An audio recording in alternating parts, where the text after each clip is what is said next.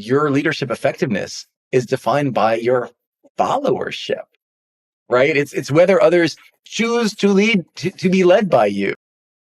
And they need to believe that you understand their day-to-day, you understand their world. And if you've never actually been in practice, that's harder, not impossible. Hey everyone, welcome to Leadership Rounds, a podcast shining a spotlight on exceptional clinician executives thriving and driving innovation at the intersection of business and healthcare. I'm your host, Dr. Reena Pandey, and together we'll explore the wisdom and insights of great healthcare executives and craft a prescription for leadership success, one candid conversation at a time.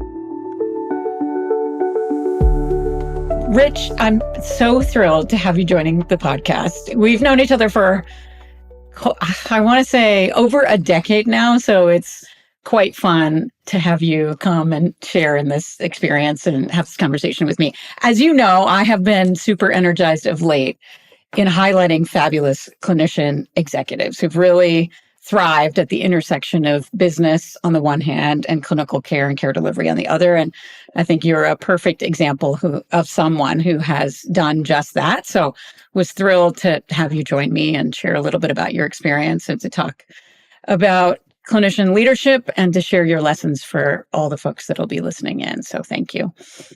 Thank you. It's a pleasure to be here, and I'm honored. And you say some of us have thrived. We've thrived and we've struggled. We've worked our way through it, right? That's the point. Exactly. So you've held several leadership roles over the course of your career. I won't date you and tell people how long you've been in each of these roles, but from Medco to Aetna to Genesis to most recently InnovAge. Tell us about that thread of your career, the story of your career, and the leadership traits and qualities that you've really brought, to bear in those experiences. What's remained constant? Like, what's the thread that's remained constant, and what have been some of the learnings as a clinician, executive, and leader in those roles over the years? Sure. This is very personal. Everybody's going to have a different story. I started out in primary care internal medicine, and I loved primary care internal medicine. I didn't leave full-time practice because I didn't like it. I left it because I wanted to actually improve it. I wanted to help the health system work better from a primary care perspective and more broadly. And I felt like I couldn't really have the impact I wanted to if I was in an exam room all day long. So that got me out of the exam room because I was drawn towards something. That's an important theme. It wasn't that I was doing something, but I was drawn towards something else that connected back. I trained, and from day one in my professional career, I've been thinking about value-based payment models and thinking about population health. Mm-hmm. Since before those terms were even really buzzwords, but those are the things that I've been working on in different settings. And sometimes it's through the lens of the provider, sometimes the lens of managed care, but all around the same things, all around the quadruple aim: quality improvement, cost containment, patient and provider experience. Those are the North Star. Mm-hmm. And I've had a very interesting run of it. One of the things that I've enjoyed is seeing the healthcare system with all of its warts and dysfunction from different perspectives. And so the conclusion that I've reached, and I think it's been helpful, and I think it's something that others need to think about, is that there really aren't a whole lot of angels and demons out there. Trying to get one another, or succeed or win. It doesn't always have to be so adversarial in the healthcare system, even though structurally and contractually sometimes it is.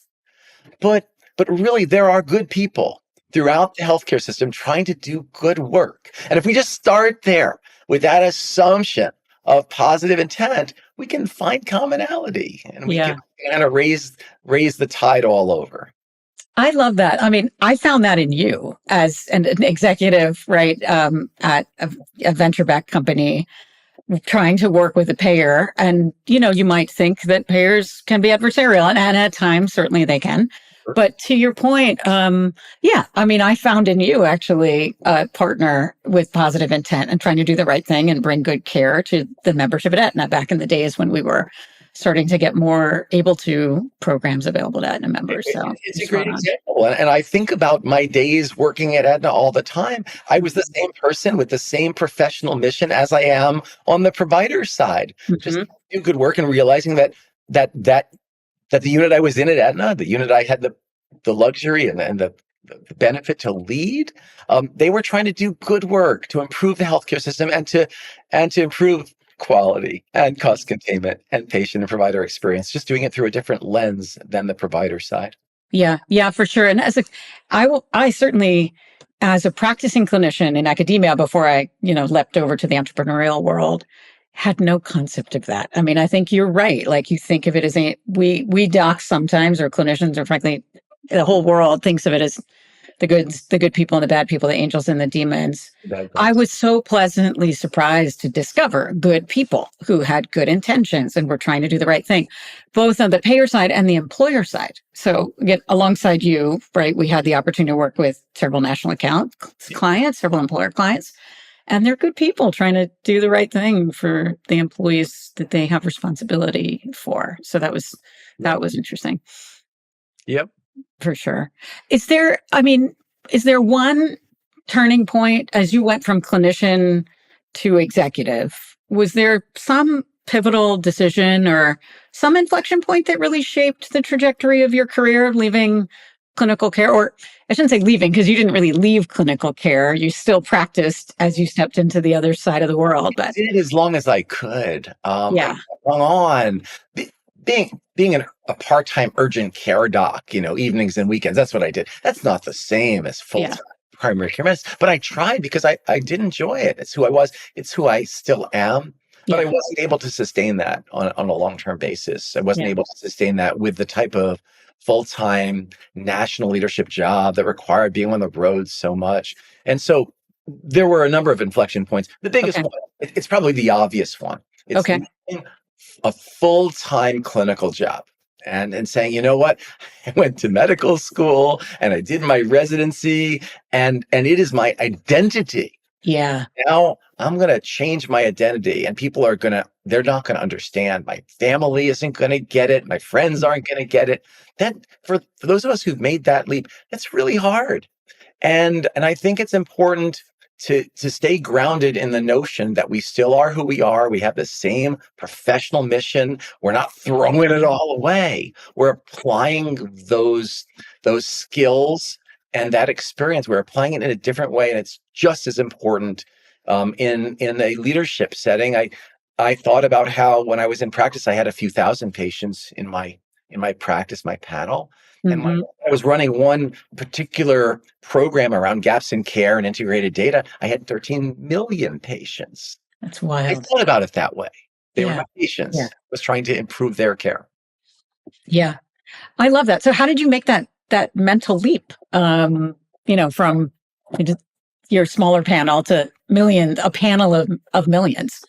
It was not a one day kind of a leap, Yeah. but I think like most of us, I decided that it's okay to get off the railroad tracks. What do I mean?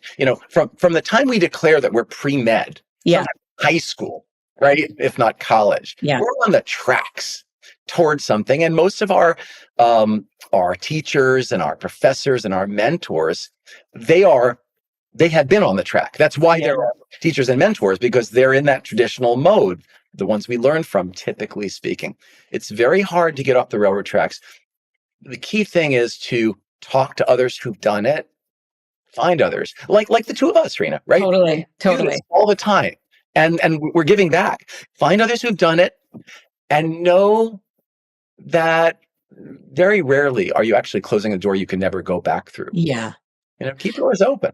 I think we've had this conversation before because I use the same analogy about getting off the train because we're on the train, right? Like we're pathway people as clinicians, right? Like you go to college, you go to med school, you take the MCATs, you take the USMLE, like you know exactly what the next step is for so long in your career.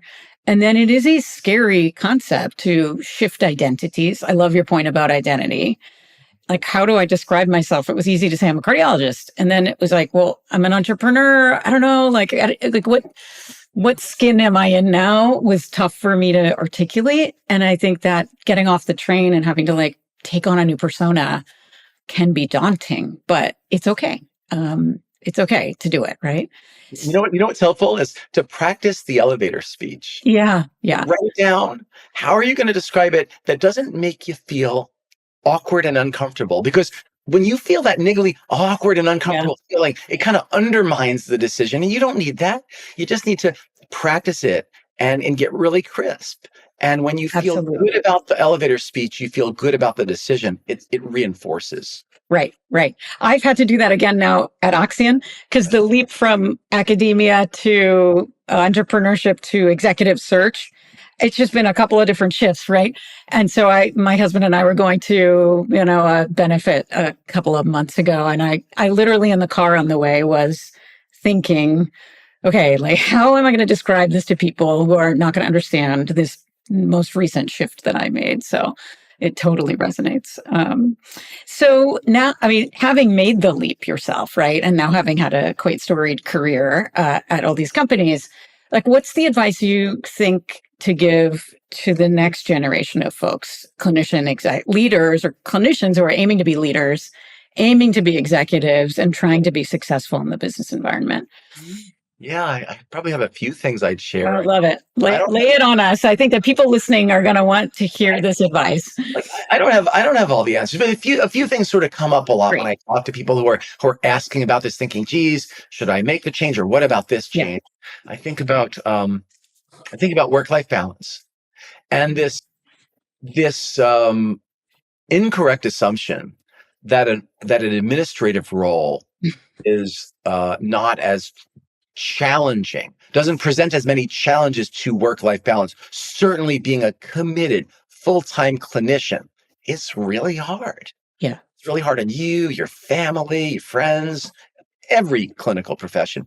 Being a medical executive, being a medical leader is just as challenging. It's just in a different way. And it takes up your mind space, your emotions, your time, your availability in a different way. So because of that truth, and you've seen that too, right? Because of that truth, it is just as hard. You need to make sure, I'm speaking now to someone considering that move. You need to make sure that you're moving toward something that is attractive and desirable, that is incredibly compelling and appealing, away from something and just trying to find better. Because the grass seems always greener on the other side of the fence, right? Be careful of that fallacy. So it's hard. Work-life balance. And by the way, nobody is going to provide work-life balance to any of us. Work-life balance, and I say this to my teams all the time, it is up to each one of us to figure out what that even means. Yeah. And how to integrate work into our lives. Yes. Not draw a line where work's on one side and life is on the other. It don't work that way. Yes. I like to say it's all life, and work is just one piece of life versus this dichotomy between like life and work and trying to find some happy balance, right? It's all part of one large pie ultimately. And each one of us has different ways of making that work. Different ways of doing that, and how we deal with email and how we deal with meetings and our daily and weekend schedule. Every one of us has a different way to make that sustainable. Yes. So you got to find yourself. I think that's important. 100%. The other thing that's key when someone's making a transition into a leadership role of any kind, and there are a lot of flavors and versions, is that inevitably scarcity of limited resources suddenly becomes your problem. But whatever that is, it might be a medical budget, or it might be a team and staffing and leadership of a department. However it is, suddenly you need to have that economic and business hat. Yeah. And so then we start talking about hats. And I, that metaphor, people wear two hats, the medical hat and the business hat. I don't think so, because it almost implies you're switching hats. Like at any given moment, you have to decide, which hat am I wearing? And to be successful, at least for me, it's about seeing everything simultaneously through two lenses, right? Seeing Mm. all the same at the same time. It's bringing the medical perspective to the business leadership responsibility and judgment, bringing them together. Let me press you on that one because it's a good lesson for clinician execs. Mhm. But I think it's also something probably that our non-clinician peers need to hear, that we as clinician leaders are actually capable of wearing all the hats at once. Like, I think there's this misperception, I wonder if you agree, that, we can only think about clinical care and like you can't think about like, the business metrics and unit economics and COGS. Do you agree? Like, and what would you say to our non-clinician peers about what we are capable of as Not only clinician do leaders? I agree, but I'm going to double down even further. Go. I think there's a bias against physician executives, right? We are held to a higher standard. When we put forth a proposal or a suggestion, let's say it's building new clinical programs to address a need, right? And we say, well, obviously this makes sense. It's going to improve quality. It's going to pay for itself, maybe, or be cost effective, or what have you.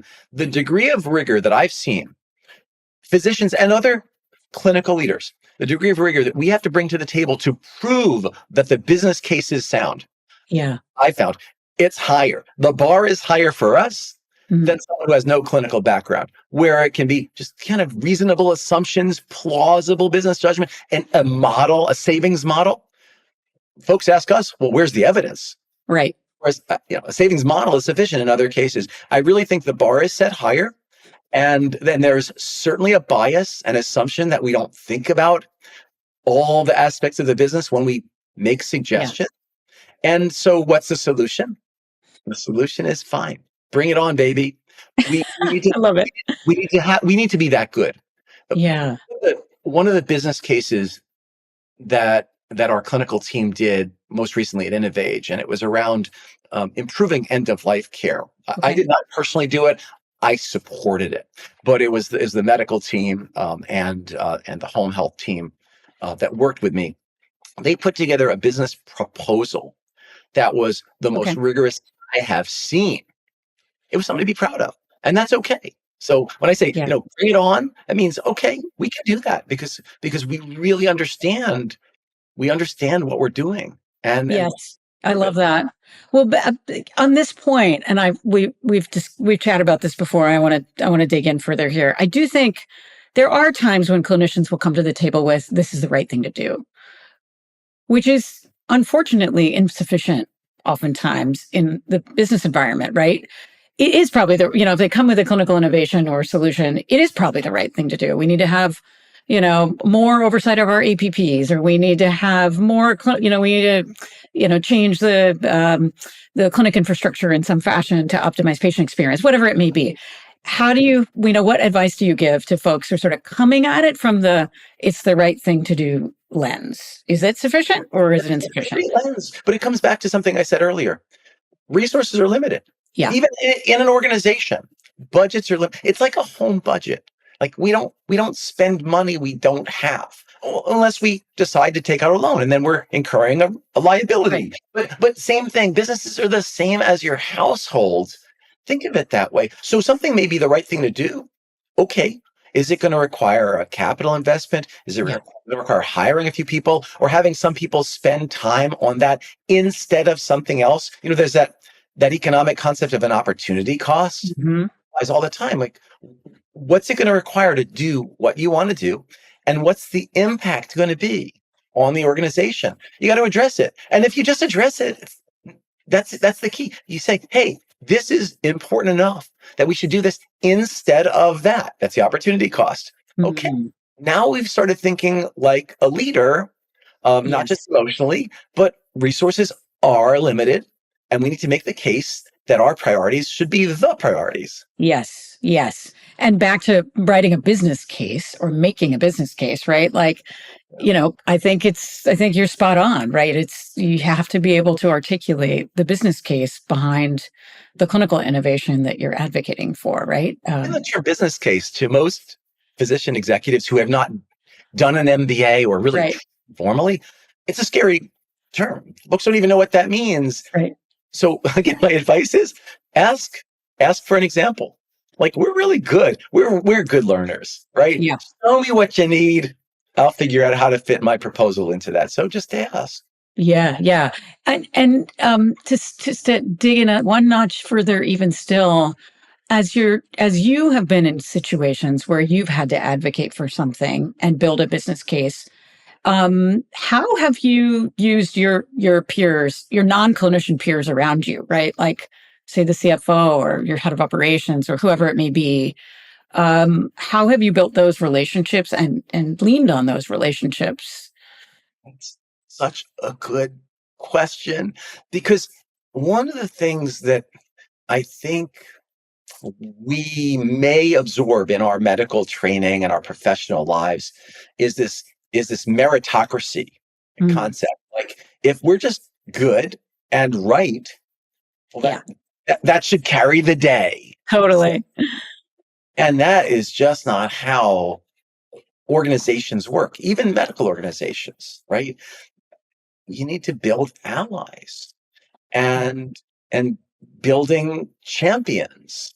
And that starts, honestly, not by asking them to support what you want to do.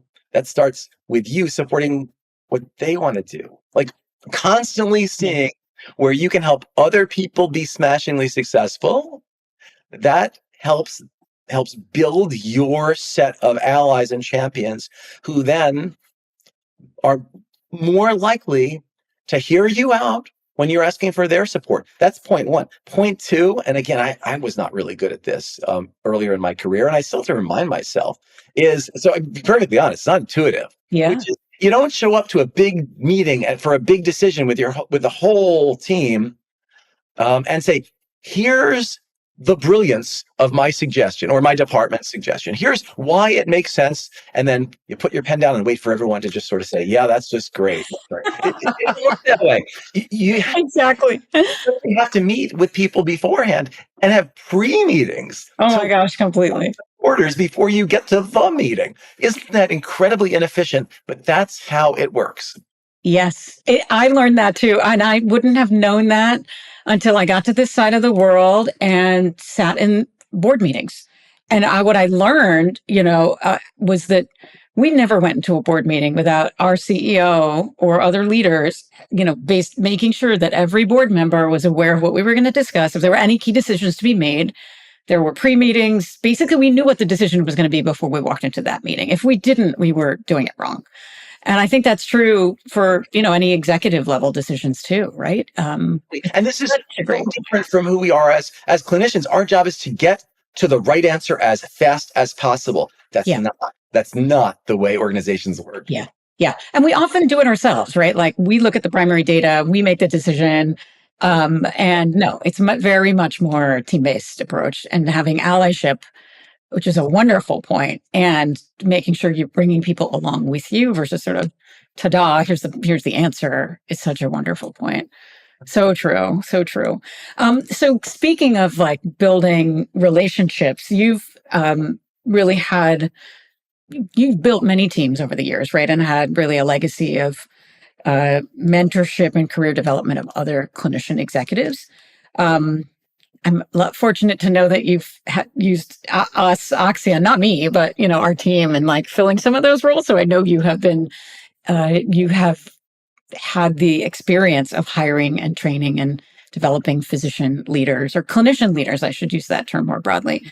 What tells you that someone is ready to lead at the executive level? What are some of the criteria you've used in hiring your own clinician leaders on your team? It's a really great question. And the approach I usually take is not necessarily looking for someone who's done the job or has the experience that directly applies. I would rather hire, and for most jobs, I mean, there's going to be some specialization, but for most jobs, I'd rather bring on someone who's intellectually curious Mm-hmm. and open-minded, asks a lot of questions, fast learner, and low ego, and let them figure out something. Yeah. Yeah, there's going to be a learning curve. They're going to start lower in what you need from them, but they're going to get to where you need faster. Whereas somebody who doesn't have those skills, even if they've done a job maybe that sounds more directly aligned with the job you need done, Yeah. sometimes without those skills, they're gonna hit a brick wall. They're gonna plateau. So that's one important principle. Okay. The other one, and there are books written about this by smarter people in organizational design than I am, which is trying to build out a team that can be cohesive, that can work well together. That doesn't mean everybody has to have the Yeah. same communication style or personality. In fact, there's a lot of good evidence to say that that's not what you want. But building a culture, a team culture of trust, of engagement, that's really important. And I've always felt like where that's humming, things are really good. Yeah. It can take a few years to get there, but where that's lacking, nothing's going to work great. Yeah. I think that's great. I think the humility, expertise balanced with humility and curiosity is in my criteria set too, as I've hired. I think that's so key. So I appreciate you mentioning that. Do you have an example of without naming names, like someone who like didn't fit the job description check boxes, who you took a chance on and where something went, where it went really well, or maybe where it didn't work out, and how you had to handle a tough situation? Oh gosh, I mean, I have countless examples, and actually the latter is an important one. Yeah. I part of leading large organizations sometimes is realizing that you have the wrong person in a role. Yeah. Do you mind if we talk about that for a second? I actually love that, because I think that the things that go wrong often don't get talked about, but I think we learn our greatest lessons from the challenges that we face. It happens. It happens. I've been there too. I mean, Rena, you're in this space now, the search space, and even with the best search firm and executive recruiter and leadership team and HR department and all the interviews and all the background checks and Mm-hmm. sometimes somebody just doesn't work out. It happens. And I think the most important thing along the way is to approach those situations with humanity, Mm-hmm. and dignity, and respect. And I've had to let people go who haven't done well in their jobs. And it hasn't always gone great. Look, but I know it has gone well, when I get emotional and they get emotional, and we part genuinely committed to helping one another going forward. And I just fired somebody, and yet there's a degree of trust. It doesn't always go that well, but that's what I aspire to, right? So realizing that, but back to taking chances and all that. That's something that runs through every hiring decision for me. Mm-hmm. It's always about trying to understand who they are deep inside. And I'll be honest with you, I don't feel like I can figure that out super well just from a 1-hour interview, or on Zoom or Teams. Yeah, right. Worse. So things that I try to do in person meetings, often for the second meeting or the third, in person, it's worth getting on a plane just to meet somebody in person before you hire them, or getting them on a plane, and talking to their prior colleagues, and employers. Yeah. And not leaving it up to the HR department to just reference check, whatever that means. Yeah. No. You gotta talk, and you gotta ask. Yeah. And ask what makes someone tick, and where they've surprised you, where they've needed extra support. Just talk about them, Yeah. And I'll add, ask and listen and hear what you're being told, because I've certainly been in situations where we have, as a leadership team, taken on folks and it's not worked out and we've had to let them go. And then you call up a reference that you may have spoken to in advance, and they said, well, I tried to tell you. And it's a little bit of like, well, I think we probably heard what we wanted to hear. And we probably chopped out the pieces that didn't quite align with the story we were telling ourselves about how great this candidate was in our heads. Yeah, you have to be honest about what you're hearing from those references too. Yep. Yep. I would say the hires that haven't worked out often have had warning signs present before they were hired. And we Yeah, decided, you know what? Yeah, it's a risk, but everything else looks good. And I'm not saying that those yeah, were all wrong decisions. They may have been right decisions, but there's often something that you notice early on that you have to think about. yeah, for sure, for sure. For folks that are earlier in their career who may be coming in, right?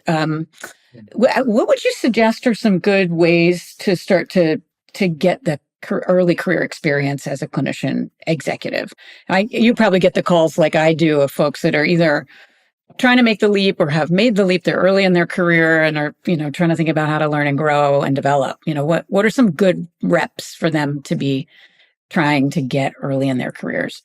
I'd say two things. The first is go back to that earlier point that we discussed, which is make sure that you're being drawn to something and not just trying Yeah, to leave something behind that you're not happy with, because that never plays well, for good reason, right? So yeah, figure out what it is you're being drawn to and be able to articulate it. What are you excited about in this new space or this new role, this new environment? What's drawing you to it? Be able to articulate that really, really well. yeah, That's but two, and I'll just say it, hiring someone who is a full-time clinician into a full-time non-clinical job is very risky. Um, yes, that's yes, I've been reluctant to do that on occasion. Well, I should say a lot. And so, what's the answer? The answer is for someone who's early in their career, they're thinking a leadership path, is to find those leadership responsibilities that may not come with a title, hmm, may not come with additional pay, may not even come with any additional time in your week. Committee leadership, task force leadership. Take it on and never feel like you're being taken advantage of. yeah. Feel like you're being given an opportunity to prove yourself and build your resume. Well Take on put. every one of those. Yeah, well put. I think you're right. That nowadays there are so many folks coming out of training with both medical and business, if not experience, at least learning, right? Like the MD, MBA program at Harvard, at least here locally, has recently celebrated 20 years. I mean, it didn't exist when I was going through, right? But now you've got a whole host of folks coming through with at least some book knowledge at a minimum, right? So I do think you're less in a position where you have to pull someone straight out of clinical care. I mean, I was an outlier, I think, probably to jump from like a fully clinical academic career into CMO role. I don't know that happens that much, if at all, anymore. Hopefully there are more folks who have at least the knowledge set that spans both clinical and business increasingly. I do see that. Yeah. And yet there is something wonderful about having actual practice experience, right? So say more about this point, right? Because I think you and I probably also get this question of like, should I do a residency or should I do clinical care? And I personally think there's a deep value of having held the responsibility of the patient's care and their life and their health, right? So I'd love your perspective on this. I think people have differing opinions, but what's your two I, cents? I very much believe there's value in having had meaningful practice experience. And, what's meaningful? Well, it sort of depends on the circumstance and the person, but meaningful practice experience, not only because of understanding the care decisions, as you just suggested, but understanding the system as Yeah, a player within it, and in a way that you don't get as a trainee, right? Understanding the system through the eyes of other providers and the eyes of other yeah, clinicians. And why is that important? Well, it helps you make good decisions in the future, and it helps with your credibility with other providers who you may need to be leading. right. And um, your leadership effectiveness is defined by your followership. right? It's whether others choose to lead to be led by you, Absolutely. and they need to believe that you understand their day to day, you understand their world, and if you've never actually been in practice, that's harder. Not impossible, just harder. Right. Yeah. I don't disagree at all. I mean, I think when you've had to sit with the patient and make those hard decisions and have those hard conversations, you've had to call the time of death. We've had to do these things, right? Lead the code, make a decision to send someone to the cath lab, make a decision to put in a balloon pump, right? Like there's a weight of responsibility that I think is incomparable and carries forward. And just to be in the trenches, I think is for me, it was invaluable. I wouldn't trade any of those experiences at all along the way. So I don't disagree. Question. So we're talking about you as a mentor and a leader to others, but who have been your role models in your journey? It's a great question. I've learned so much about leadership from others. In fact, I don't have that many original leadership thoughts. I'm always learning. You're soaking in the goodness of others. It's great. Why reinvent the wheel? And I think I've learned more about leadership from non-physician leaders who I've had a chance to work with than from my physician leadership. Yeah, interesting. That's my career path. Others may be different, but I learned so much from the great leaders I've either worked for or who have been peers on the leadership team with me. I'm always looking to what they're doing that's so effective and asking, how can I emulate that? How can I borrow that tool? At the same time, I would say I'm learning just as much from other people's leadership gaffes and mistakes, like constantly creating an inventory in my mind of things I should never do that. That's really important. Don't let Okay, you have to name a few. Like, tell us a few of the things you've seen that you're like, never do this, please, Rich. But it's how teams are built. You see, in any significant leadership role, you think you think you know how people view you, but you never really know because there's always this kind of undercurrent of stuff that people aren't going to tell you. Then the higher you get in an organization, the less they're going to tell you. Right. And so you have to see that from the perspective of the rank and file. You have to see, wow, check out that CMO or that CEO or CFO and what everybody says about them. Do they know that? Why don't they know that? Yeah. What could they be doing to kind of be more attuned? Again, I am not perfect. Right. I'm aware of that problem. And so I'm always trying to be sensitive to it. And so I think that's the key. Yeah. Well, there's a self-awareness that you're getting at, right? And a humility and knowing that you may not be perfect as a leader, but and tell me, so you've been observing all these years. Like, what are the things you've observed that haven't been successful that you don't want to emulate and you wouldn't suggest anybody else does either? Yeah. One of the leadership principles that I, again, really try to adopt is being real, being authentic, being transparent. And sometimes when I'm too transparent, that gets in my way, actually. So that's one of the things I work. Yeah, I'm a sharer, so I'm like happy to tell everybody about my weekend and this and that. I have to watch that too myself. And that can be good. In my case, sometimes it's showing how I feel when it might be better to not be so clear about how I feel. But I tend to lean in to being transparent and being authentic. And on the whole, that builds relationships and it builds trust. Yeah. With colleagues, with direct reports, what have you. And once you have a lot of trust, you can do a lot of great things together. And when you don't, you can't. Yeah. So being real, when someone is not being authentic and people feel like they're being fed a line or a talk track or speaking points, and we all have speaking points sometimes, right? it doesn't go real well. Folks see through it.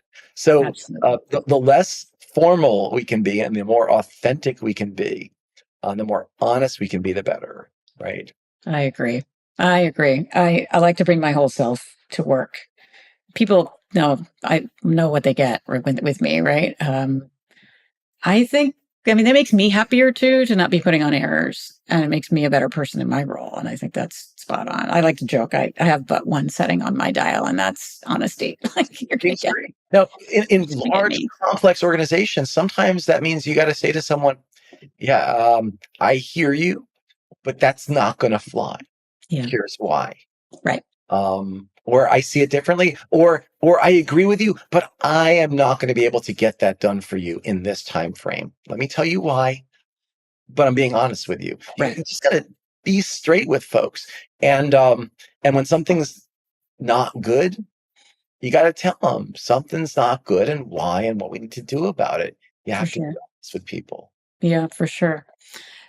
So a couple of last questions. You are at a fun juncture in your own career, having just stepped away from a role and starting to contemplate how you might put your energy to best use in the next chapter. How are you thinking about that? Maybe still too early to answer that question, but I think these pivots and shifts and these moments of reflection in our careers are so important. Would love to hear how you're thinking about a next chapter of your career. Yeah, as time goes by, different things become have different types of importance. Yes. And for me, and I've realized this early on, for me, legacy is important. It's having a lasting impact, not just on an organization or the people within it, but on the healthcare system. Yeah. I hope that when someday I retire, I can say confidently that the healthcare system is better because I was part of it at some point. Yeah. Would that be great? So along the way, I've had big titles and run some big organizations as CMO and even as president of a multi-state group practice. And so now in this next chapter, so yeah, I did recently leave my role at InnovAge, and I'm thinking about, all right, well, what's next? I'm thinking about two potential paths, and they might not have been, either one of them might not have been top of mind 10 years ago. Yeah. One of them potentially involves supporting several small organizations, kind of in that growth, innovative stage, very nimble, with medical leadership that they can't have or access because of the stage they're at. Big organizations can hire lots of really smart doctors and leaders, but small organizations sometimes can't. And I'd love to bring my experience to them. And I've always done some degree of support on the side. And whether I really invest my time into that space right now is one path, probably likely. But another path, and something that many physicians, I don't think, realize could apply to them, is to take the helm as a CEO of a small, maybe a nimble organization. Sure.